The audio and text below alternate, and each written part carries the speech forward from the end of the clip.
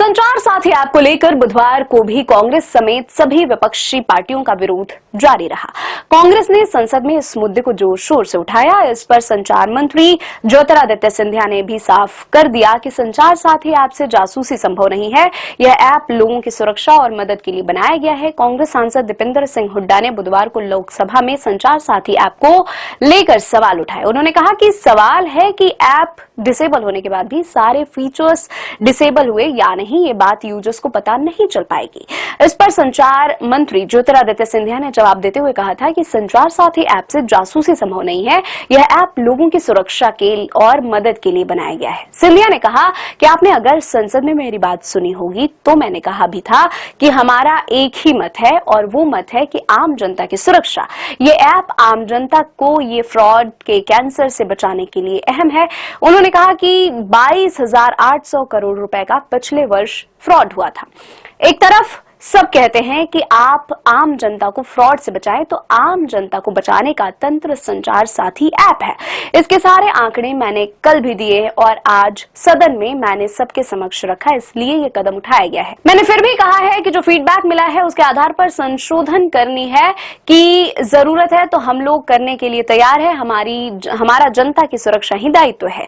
कांग्रेस नेता रणदीप सुरजेवाला ने संचार साथी पहल पर कहा कि संचार साथी के माध्यम से पूरे देश को एक जासूसी तंत्र में बदला जा रहा है। सरकार ने हर सेलफोन निर्माता और आयातक को कहा कि हर स्मार्टफोन और सेलफोन में संचार साथी ऐप को अनिवार्य तौर से अपलोड कराना पड़ेगा।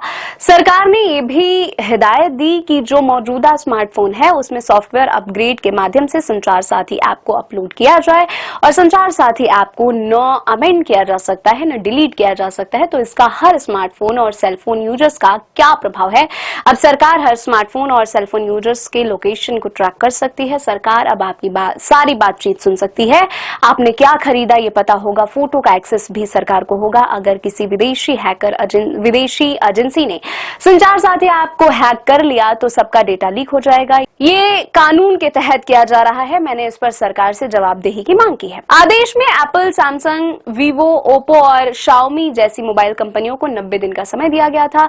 यह भी कहा गया था कि इस ऐप को यूजर्स डिसेबल नहीं कर सकेंगे। पुराने फोन में सॉफ्टवेयर अपडेट के जरिए ये ऐप इंस्टॉल किया जाएगा।